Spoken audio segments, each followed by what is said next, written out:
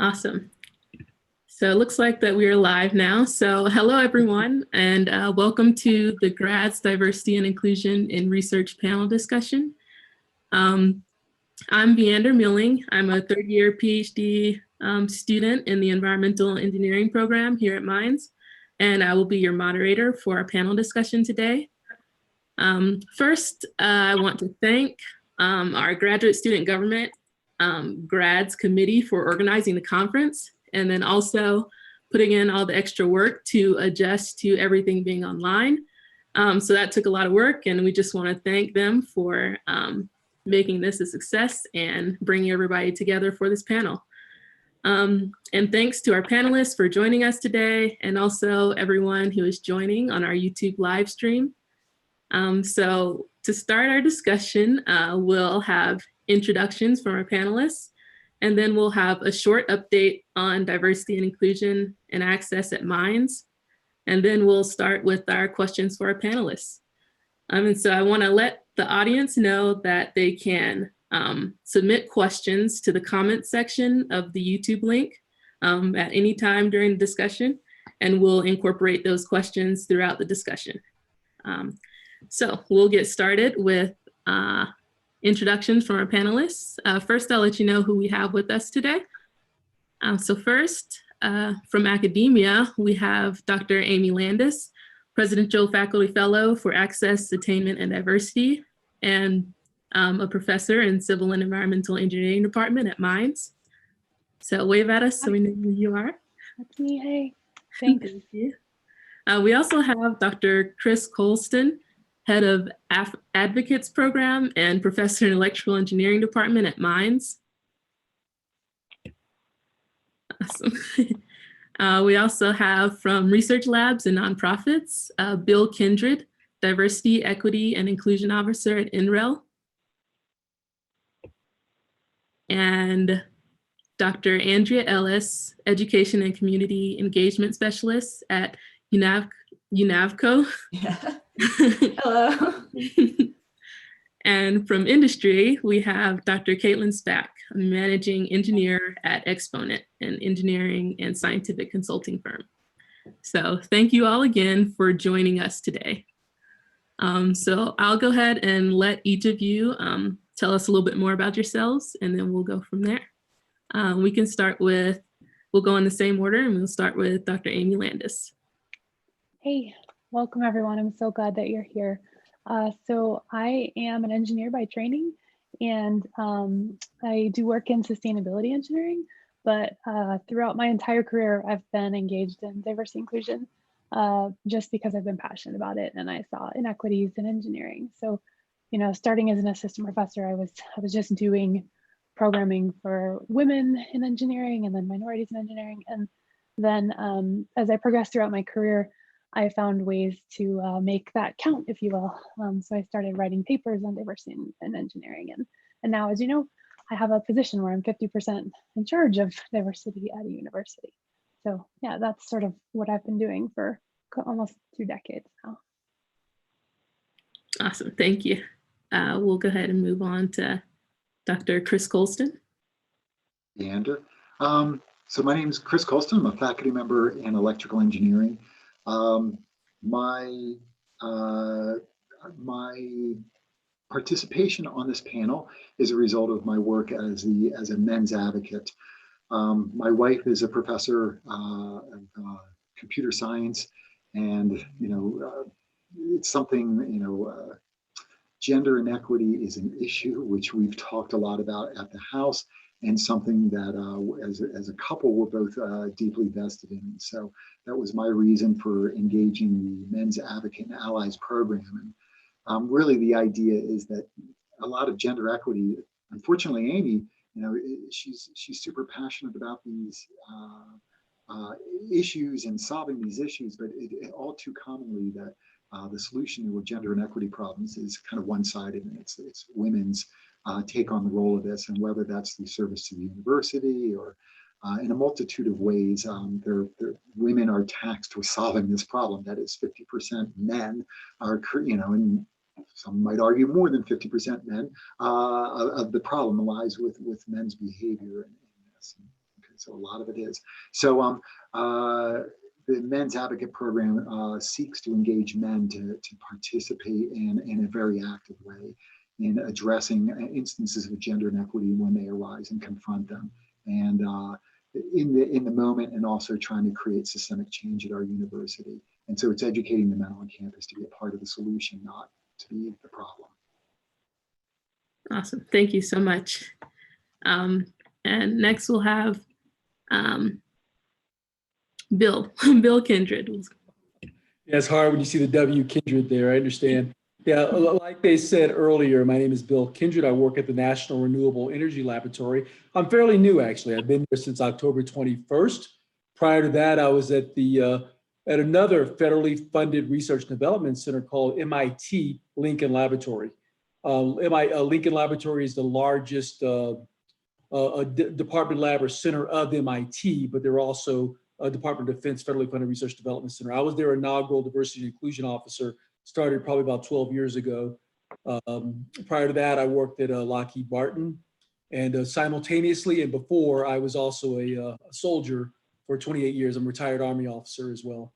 But I did diversity and inclusion in every aspect, both the Army, Lockheed Martin, and now currently at NREL, in addition to also being an HR professional as well. I'm looking forward actually to learning from every one of the panelists today to learn new information that we can support. It's always a learning experience, D&I. That's the key point we need to understand. It's always a learning. It's a activity we have to work together. And I'm already hearing great things from this panel.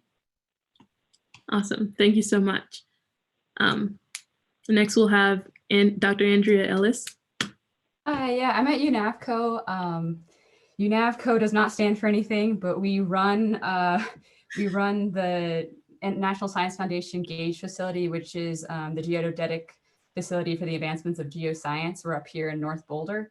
And I'm their workforce development specialist on the education community outreach team. And we lead the initiative, diversity and inclusion initiatives for the geoscience community. We run 3 different internships targeted at community college students to undergraduates to graduate students.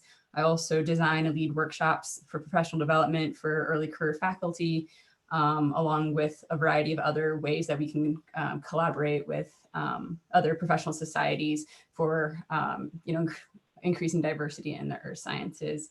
And my background, I'm a first generation bi-ethnic Mexican American, and I have a Bachelor of Science in Engineering. I did my PhD in geophysics, and I'm fairly new to the education and workforce development field. And so I started at UNAVCO as part of their team. I've had long contacts with UNAVCO since 2011 in a technical capacity, and then I moved into this role in October 2018, I guess. So I'm really looking forward to meeting all of you too. Awesome, thank you. Mm-hmm. And then we'll have Dr. Caitlin Spack. Hi, everyone. So I work for Exponent. I'm in the mechanical engineering practice. I have a PhD in mechanical engineering and did my undergrad at Cal Poly San Luis Obispo, which was very hands-on. I came to the whole diversity discussion a little bit later in life because I don't think I really realized how lucky I had it. Cal Poly San Luis Obispo, where I did my undergrad, had a lot of female professors in mechanical engineering who were pretty awesome. The company I work for now has a female CEO. I have great mentorship opportunities with senior male leaders who introduced me not as a secretary or an assistant, but as a valuable member of the team. And in working in all of these great environments, I've realized it's not like that for everyone. And so the company I work for has been pretty motivated to even improve what we can do. But our greatest challenge has been being able to hire from a diverse pool of candidates. We only hire PhDs. And unfortunately, a lot of times it's very hard to find qualified individuals who are also diverse. But it's incredibly important for our company because we work for so many different clients and we need that diversity. So my hope is that by thinking about the things that helped me through my career path and starting to push that down to the graduate school and undergraduate and even the K through 12 STEM environment, I'm hopeful that we can increase diversity all the way up. Awesome. Thank you again. So we definitely have a very diverse group of panelists here today, with all having great experience working in diversity and inclusion in different sectors. And so, yeah, this should be a very valuable discussion. I'm excited to get started. First, we're going to have an update by Dr. Amy Landis on our diversity, inclusion, and access efforts at Colorado School of Mines. So we've been having a DI&A effort for the past few years, sparked by the President's Council on Diversity, Inclusion, and Access, and forming a strategic plan. And so I'll let Dr. Amy Landis tell us about our updates. Great, thanks. So I'm going to share some slides real quick. VeeAnder was one of the members of our council, so she was part of this process. I was hired 3 years ago at Mines by President Johnson in a 50% role, administrative role, to lead our campus through a strategic planning process, because we've never really had any commitments or guidance toward how do we make a diverse, inclusive, and accessible campus. And so I was hired to first start the strategic planning effort. And as VeeAnder mentioned, we did that through a council approach. So we engaged people all across the university in developing this strategic plan. Students, faculty, staff, we had over 180 people who were representing all of the different units and departments across campus participate in this process. So this spring is our 1-year anniversary of launching our strategic plan. So since then, we've been implementing the strategic plan for about a year. Our major goals are to attract, retain, graduate, and promote students, faculty, staff. That's probably kind of obvious. But I think what maybe is less obvious that people forget about is that, you can't just create diversity by hiring or enrolling, diverse people. If you want those folks to succeed and sustain, right, and stay at your institution, you have to cultivate an inclusive community. And at Mines, one of the unique things that we're doing is fostering shared responsibility. So we used to have an office of diversity and inclusion, and this was, some time ago, and people across campus would be like, oh, we have an office. They've got it. We don't have to do D&I stuff because the office has the checkbox, right? It's sort of like a pass to some, nebulous other person is going to take care of D&I, and that wasn't working for us. And that sort of came about as we were formulating the strategic plan through the council.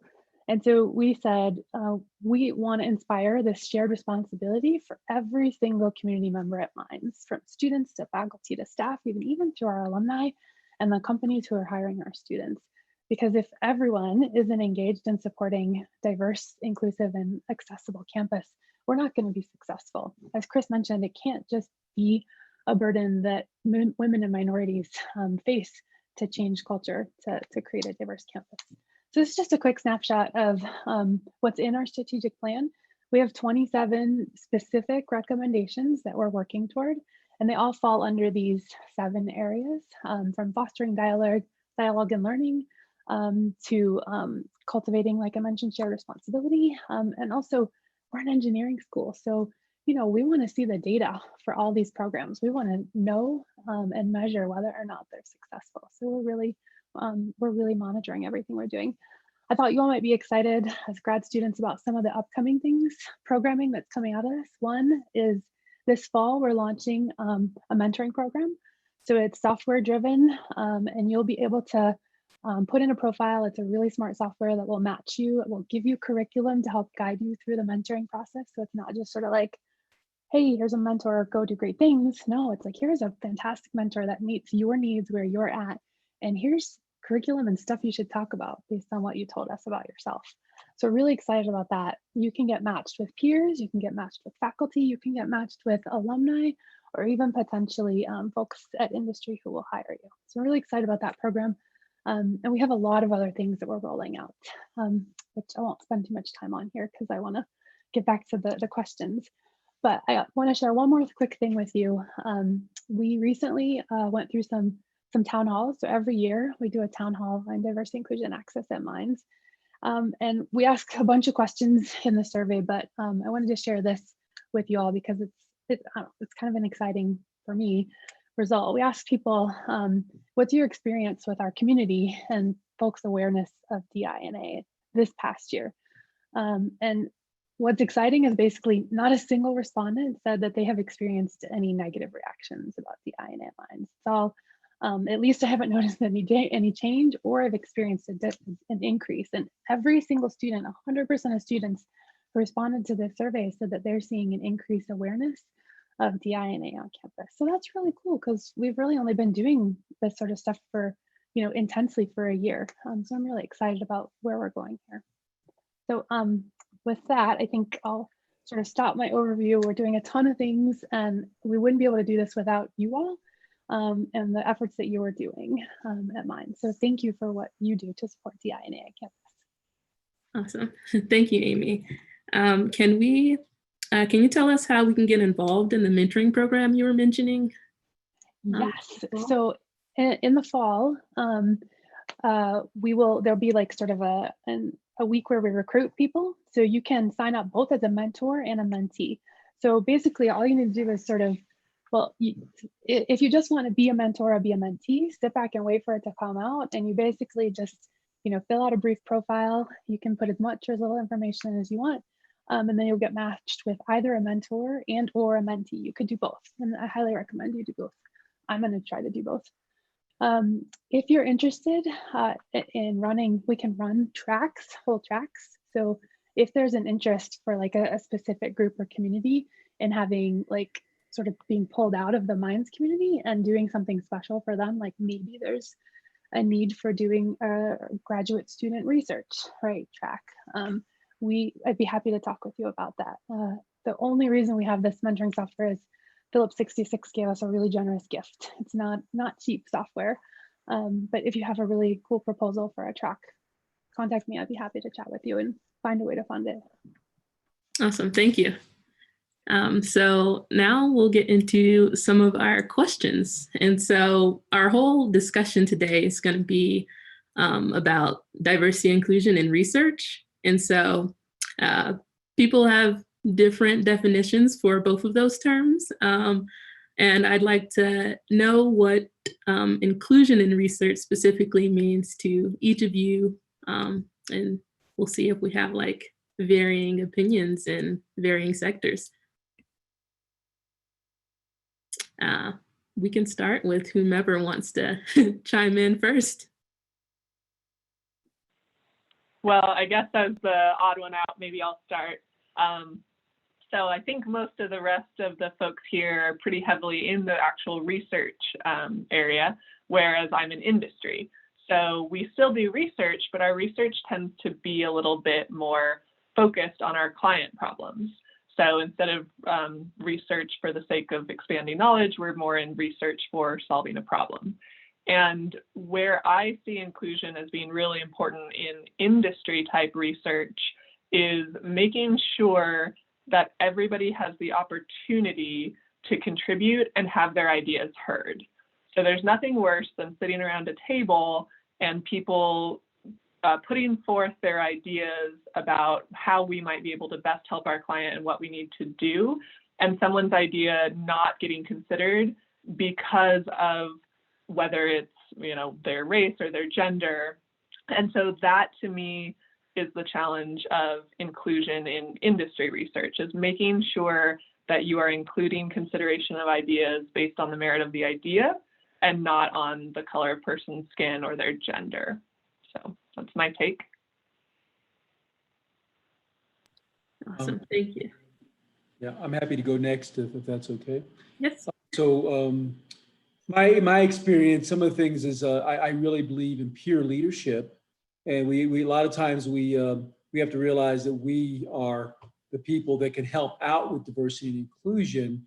We're the bottom line. If we go in the cafeteria, we see people not, that they don't have anybody there to talk to, we can help them feel like they belong. They're psychologically safe and they belong in our organization. We can help with that. We can help introduce them to people. So that's the first thing, is that we as do that peer leadership. Or you guys have heard the term upstander or active bystander. where we see things happening like what Caitlin just mentioned, you know, we can help out. We can be somebody's ally. If I see that somebody's trying to bring up an idea and they're maybe a little bit more junior, or maybe we find that they're not being listened to, you know, I can maybe help and say, ask the leader, hey, just help me understand why, you know, this person brought up the same idea he did. Can you help me understand the differences? So I think, you know, us being an ally and helping out there, an upstander. The other thing is active listening.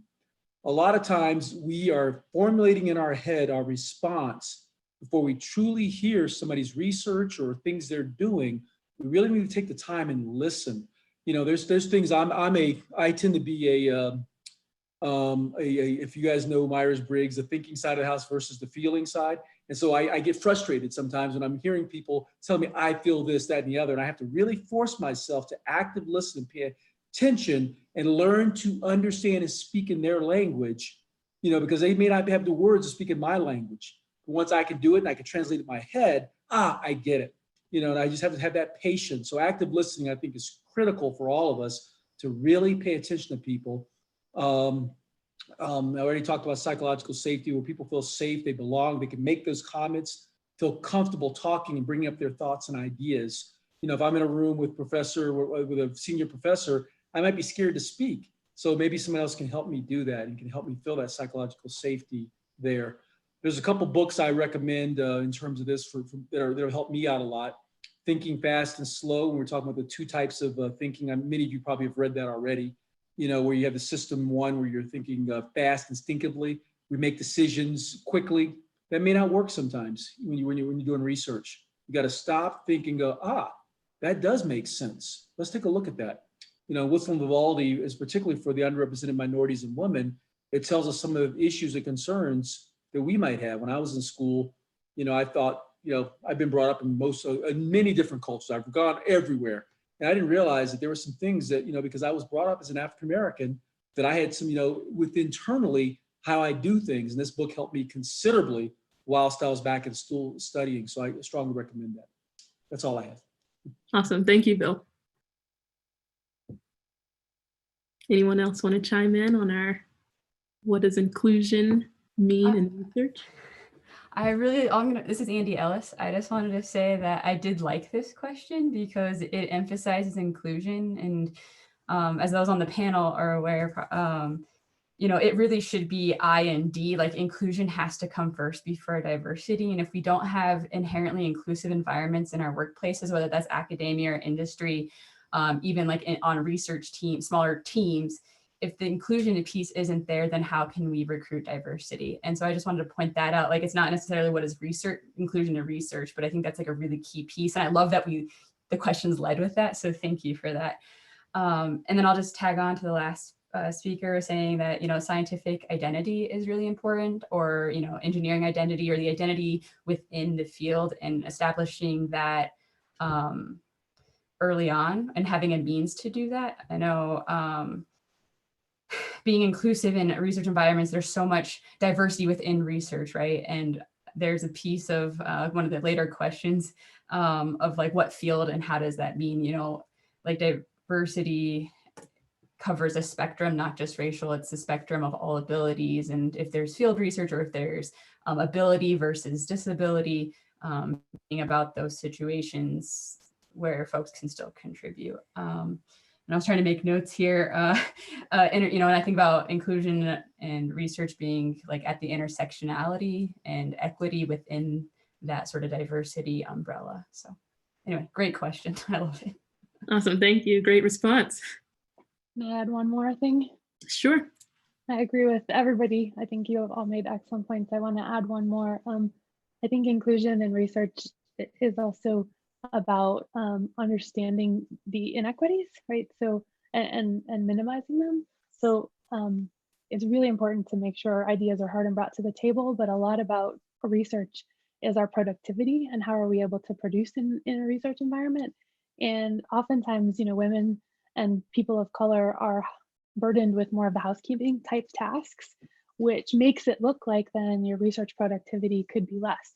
And you know, research tells us that, but you know, like just a couple weeks ago, I had a student asking me about how to manage their advisor, asking them to bring the cookies to the group meeting all the time, you know, and it's the woman who gets asked to do the baking type things or those sorts of stuff. So I think inclusion in research means being aware of all these unconscious biases that might influence your research team's productivity inequitably.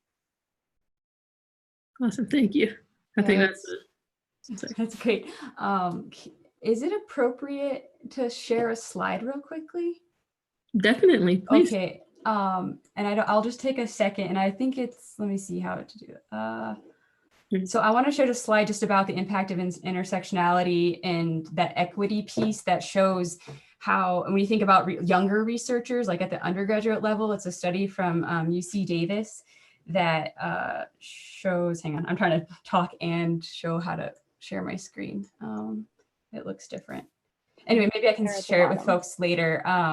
But depending on how you identify as far as diversity goes, first generation, low income or underrepresented, there's a distinct correlation between your GPA. And if you identify with one of those, two of those, or three of those, or none of those, and it's really impactful. So when we think about recruiting students and reducing the inequities in our academic systems, thinking about a student's background, and maybe they don't have a skill set now, but that doesn't necessarily correlate with the aptitude. I'll not share this slide, but I just wanted to comment on that. Okay, the share button is at the bottom if you find it anytime soon. Oh, I see it. Okay, I just used one. Yeah, okay. Do we have time to share this slide? Yes, I'll go ahead and make a few comments on the question. In the meantime, Okay. I'm glad that intersectionality got brought up because I do think that's an important part of the inclusion piece and understanding inequities. Part of that is understanding intersectionality that various people might have, and some of the what does inclusion in research mean. Some of you all discussed opportunities for ideas being heard and having a sense of belonging and safety, and then also scientific identity. And so part of making all those possible is definitely the understanding piece, and then also active listening, which can improve our understanding of everyone's various situations and perspectives. Yeah, and creating space for those. Yeah. Can everyone see my screen? I'm hoping this is going to YouTube. So the study isn't published, but Marco down here, there's a link to his YouTube that he's just showing data from, and he's a faculty member at UC Davis. And so this is just UC Davis, impact of intersectionality. On the y-axis, we have average, it's part of a different presentation, average, grade point average, and this is for one freshman level, I think they're on the quarter system. So you can see that this big red dot at the top, that's that a student doesn't have any, doesn't identify in any of these three categories of first generation, low income, and underrepresented.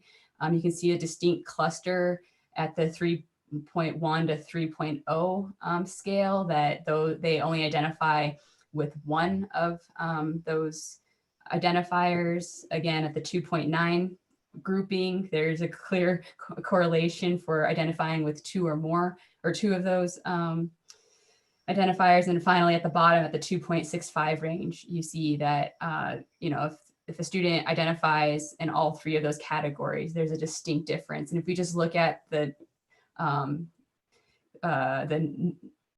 parameter where there's no one at 3.25 versus 2.65, that's like a huge jump. And that's just based off of, self-identification of these three factors. So I thought this was mind-blowing of how maybe we haven't been serving our students personally here at UNAVCO without this data. So.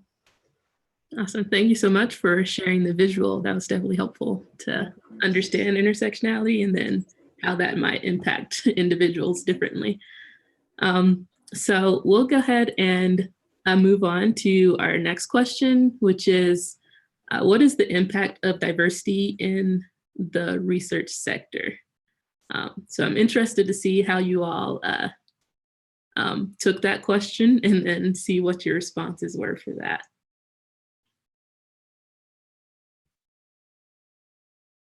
Anybody feel free to answer? I'll go ahead started off again then.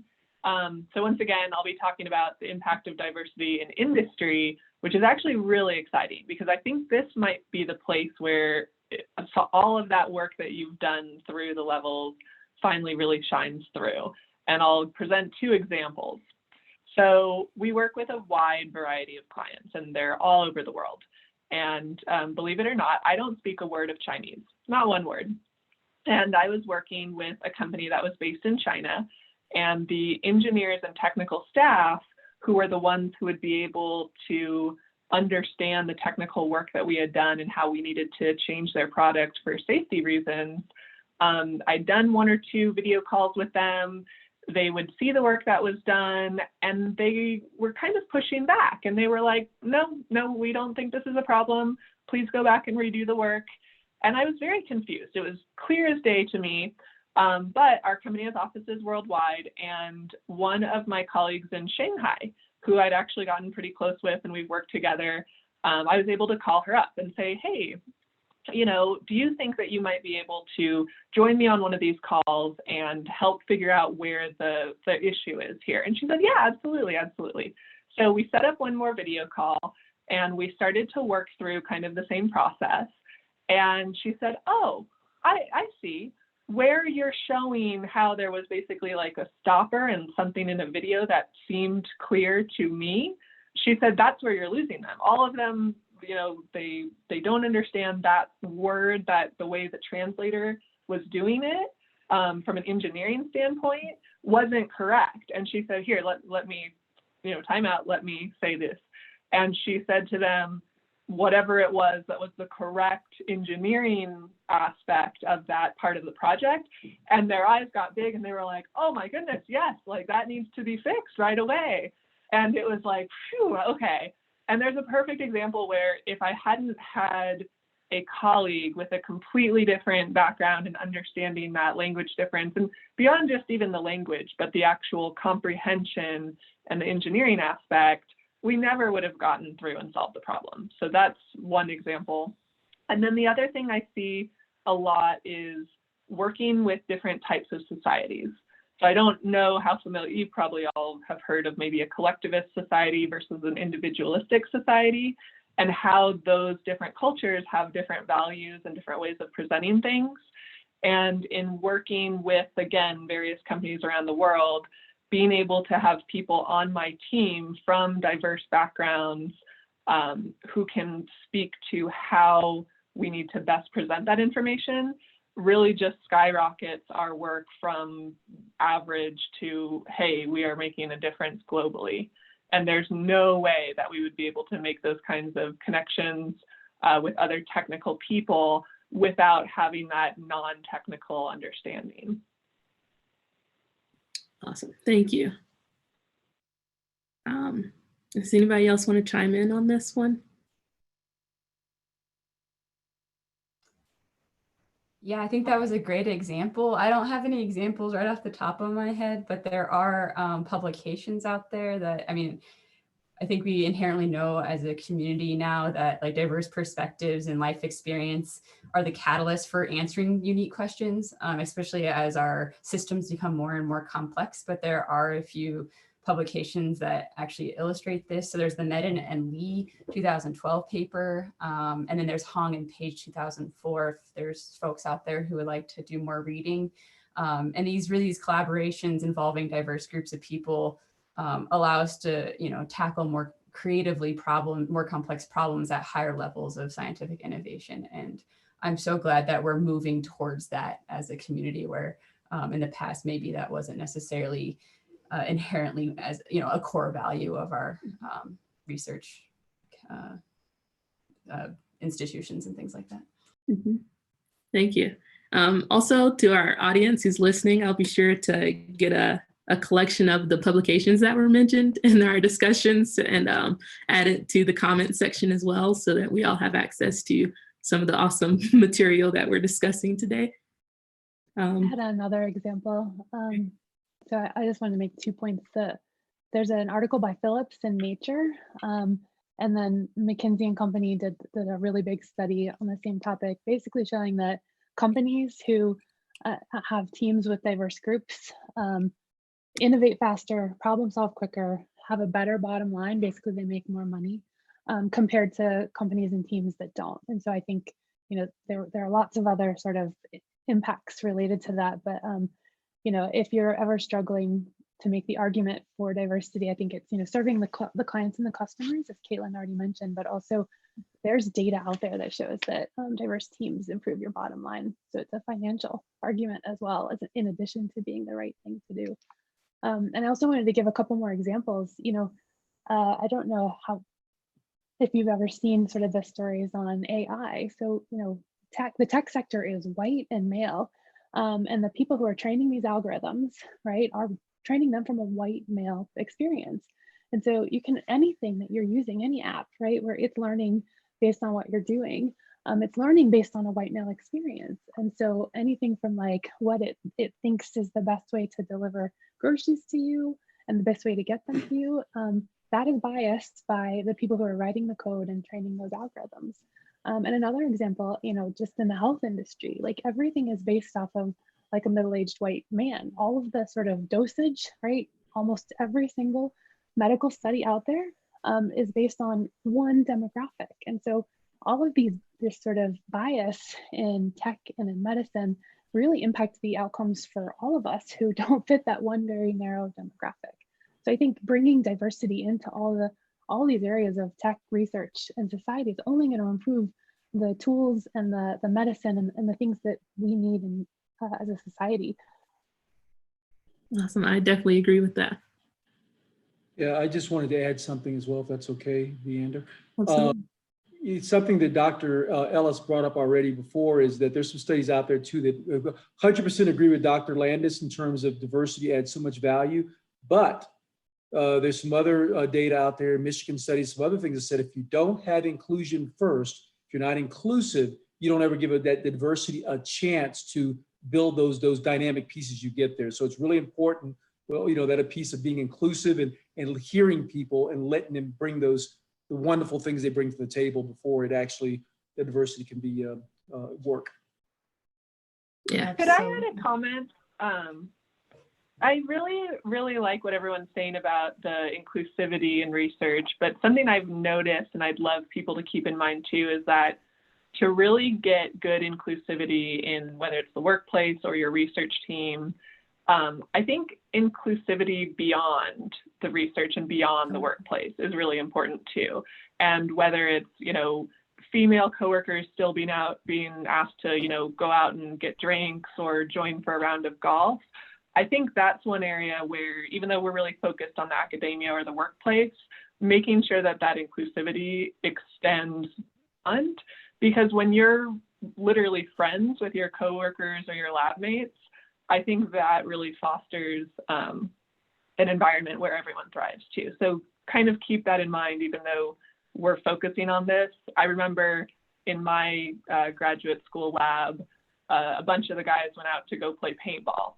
But I got invited, and you know what? Paintball is pretty fun. And so things like that, I think, are things where don't necessarily think, oh, well, they wouldn't want to come. Hey, invite them. So inclusivity everywhere is pretty good, I think. Yeah, that's great. That's like going back to, good leadership's really important, and managers aren't necessarily always great leaders, but having a pervasive, I don't know, maybe it's outdated, but has anyone talking about inclusivity where you think about, diversity's getting asked to do the dance analogy, like, it's not inclusive, like getting invited to a dance isn't inclusive, it's being asked to dance at the dance, right? Mm-hmm. So I don't know if that might be a little outdated, but I think about that often of, it's not inclusive if you can put the right diversity in the room in a company, and sometimes you see companies do that to meet some metric, but it doesn't work if folks the inclusive component isn't there, which is why I like the I before the D is really important.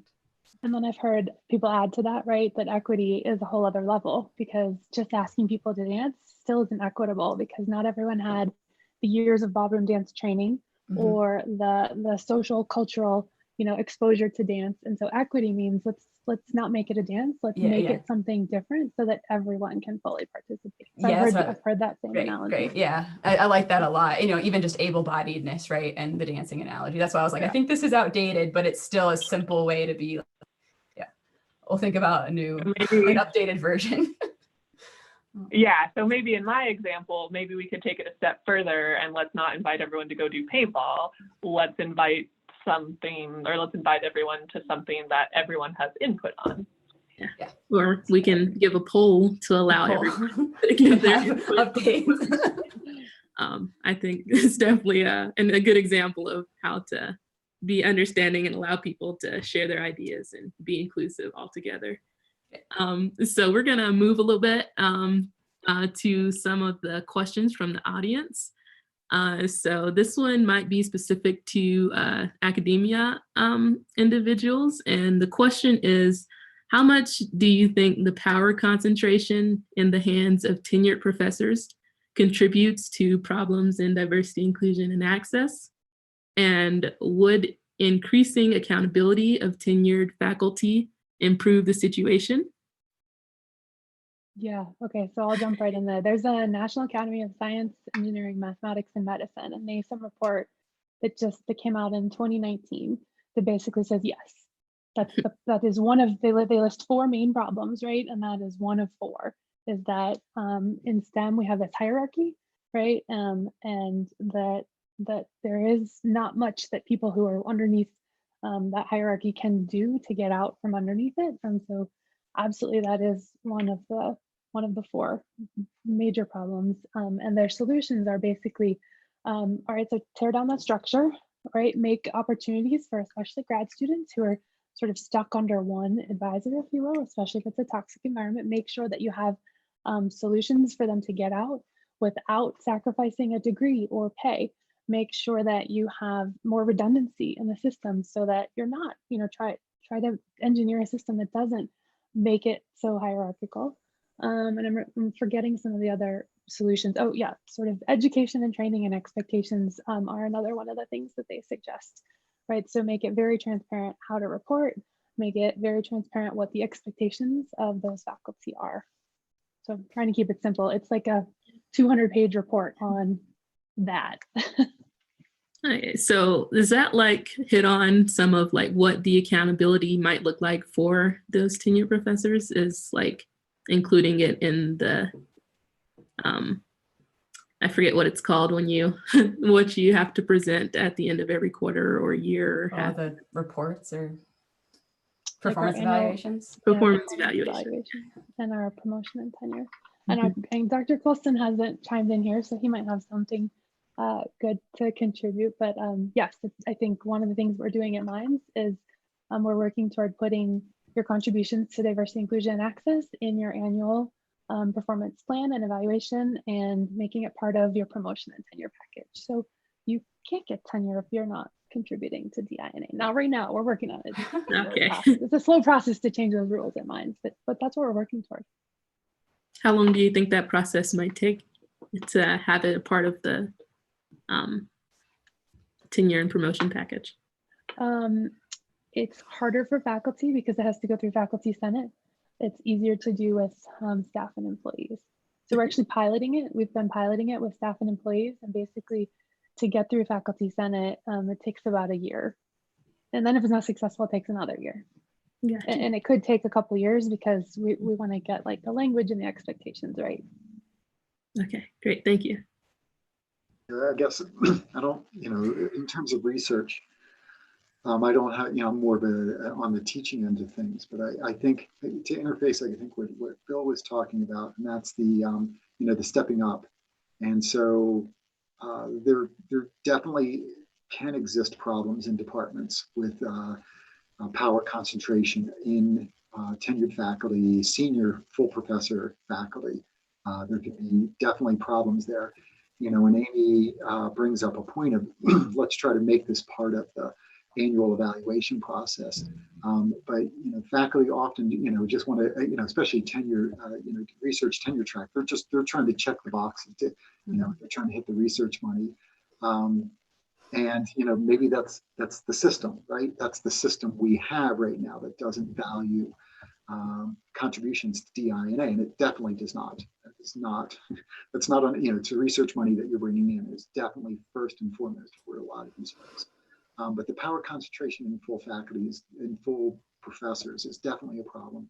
And so, we talked about, stepping up and stepping forward. And this is something that men have to, this is kind of my contribution to DI&A. It's men talking to men. It's not like we don't want the girls involved. And it's like, it's just guys being honest with each other about what their behaviors are like. And, and it's not, and it's coming, from their own cohort. And we'll have more or less, we'll have more success and less success with individuals. And it's nuanced, but it definitely is a problem. It can definitely be a really huge problem. And I just, I'm pulling up particular instances of it. And all I can say is, I'm sorry. Like, you just gotta, there's some faculty right now you just probably don't want to work with. And you need to, there's a whisper network, things like that. And, we're working, we're trying to, but, some people are just going to be difficult to change them. Yeah. Is there a way to help our, make tenure faculty feel like real consequences for not implementing any of these DI&A efforts? Or so first I'll say, please come to me, right? That's part of my job if you're having a problem as a grad student. And I can help. I can either help your situation, or I'll direct you to the right folks who can. If it's like a Title IX or a Title VII issue, we'll make sure that we do that. And you should know, if you're not aware, that we have confidential reporters. So that means that you don't have to do a formal report. The confidential reporters are just that. They advise you, they guide you, they're here for you, right? They're not here to protect the university. They tell you what could go wrong and what the risks are to you if you file a formal report. Your advisor would never know. So we have those in mind. So please come talk to me, and I can help you if you have specific concerns. But then to address the question, VeeAnder, that you posed at Mind, and basically we are trying to take a carrot approach first before the stick approach, right? So we're trying to, with programs like Dr. Colston's, we're trying to give folks the tools to be better supporters. We're starting from a place where we're just assuming that people are good at heart and they don't mean to do this. They just don't know any better. They've been in this environment where they're like the only white guy for decades, right? And they just don't know. So we're trying to take the approach of let's educate and let's try to help them first before we start breaking out the sticks. But we absolutely have sticks at our disposal if we need them. Those are things like we can actually reduce faculty pay. There are disciplinary actions that can be taken. Those are typically happen when there's like a serious infraction, like a Title IX or Title VII instance. So that's why we're trying to institute positive change, because when you start putting someone on a defensive and you start automatically reprimanding it with a stick, you don't get behavior change, right? You get defensiveness. We want these folks to change what they're doing.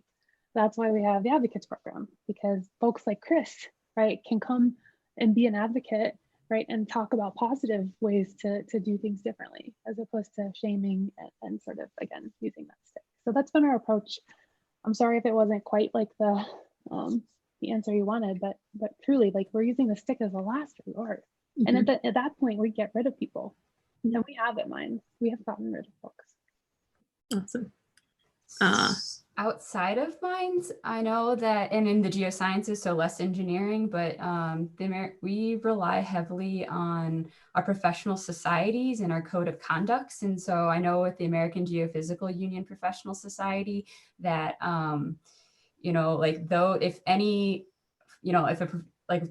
that professional society, if a professor has membership in it, they can be revoked. If there's actually overt actions, they can revoke their privileges and their funding. And so that's, there are severe consequences that are outside of the institution.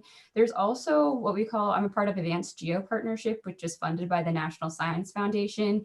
And it's training for faculty and graduate students in different venues, but it's to address the problem of sexual harassment and exclusionary behaviors that lead to hostile workplace environment. So it's really like kind of, training for departments on how to increase their inclusion and reduce bias, as well as, bystander training and things like that. So, and then, mentor training as well, I think is really important. Unfortunately, in the academic system, it's rare that tenured faculty get credit for mentoring. It's more service, teaching, and research. But I think that's actually changing in some departments, especially with these sorts of initiatives and professional society taking the lead in their code of conducts that have very clear inclusion and diversity statements.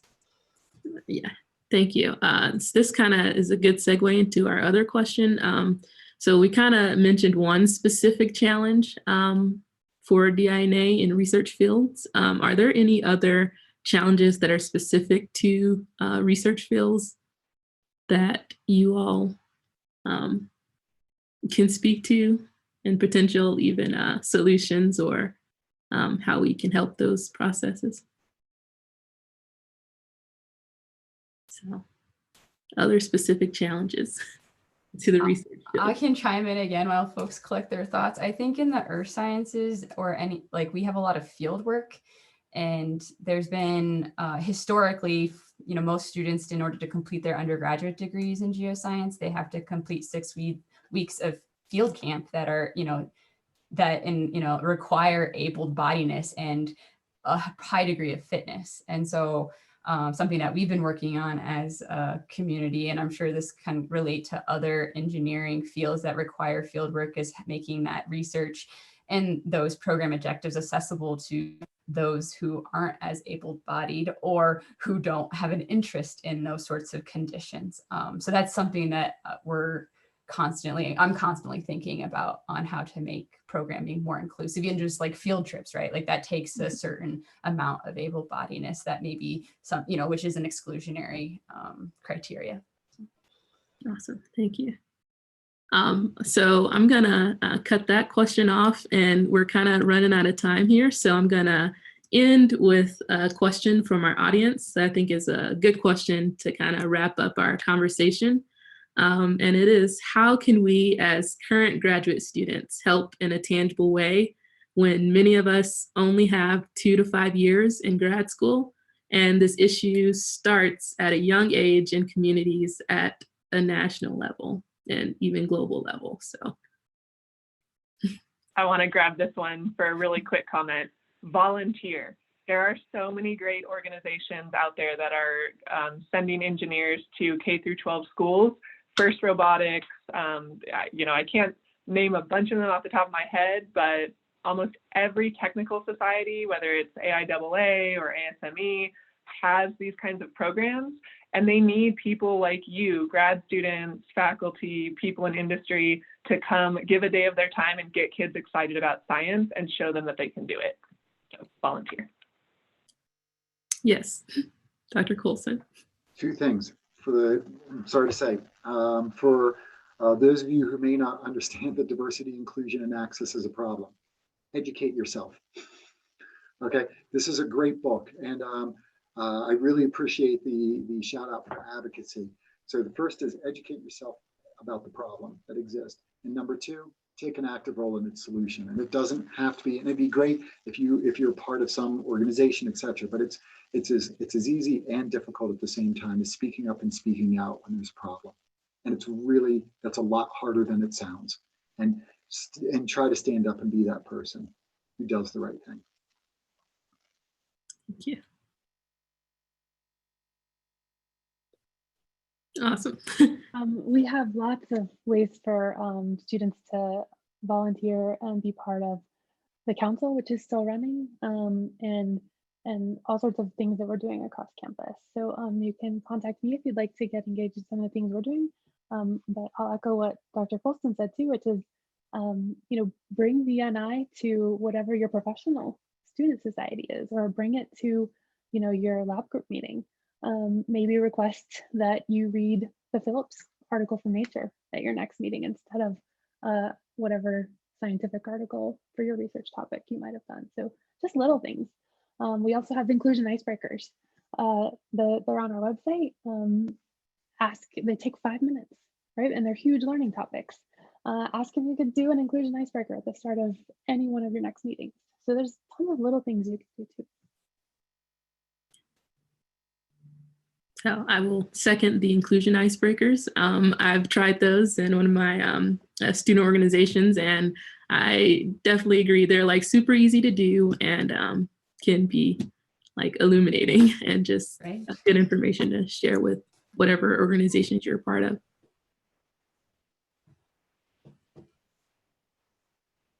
I think I'll just add, being a good leader. I think we all have contribute to the the culture of the environments that we exist in, whether that's in your community, at home, or in your workplace. And so being a good leader and exhibiting, the behaviors and respect for others and inclusion of others that you'd like to see in your workplace goes farther than you might think. I'd just like to tag on to the back of that. The problem, and this is a problem that personally I've had, is your blind spots, right? Oh. Always look for your blind spots, right? Because you might think you're doing a great thing, you're pushing people hard to achieve and succeed, and you might, quite frankly, not be doing what you think you're doing. So it's always our blind spots, I think, that really hurt us. And so maybe to feed off of that is, talking to other people and getting honest feedback about where your strengths and weaknesses are. It's uncomfortable, but it's important. Yeah. And I think panels like this, thank you, the Mind students, because these are eye-opening to me to think of something like my paintball example, and then have you guys point out, well, wait, there's even a better step that you could take. So I think the example of even the blind spots are a great one. And even if you think like, oh yeah, I don't have a problem there, it's eye-opening to see how much more can be done. So thank you all. Awesome. Thank you. I think that's a good way to wrap up our conversation. So on this last piece of like, what can we do as individuals? I think a lot of what you all said includes being aware of our own bias and educating ourselves. And then also just like being a good person and allowing, helping our understanding and allowing others to share their experiences with us so that we have a broader perspective to pull from. And so thank you again to all of our panelists for joining us, and thank you to the audience for providing some awesome questions and joining us throughout the discussion. And yeah, we'll wrap up with this, and thank you again to everyone. Thanks for putting this on, VeeAnder. You did a great job. Yeah, thank you. Thank you, everyone.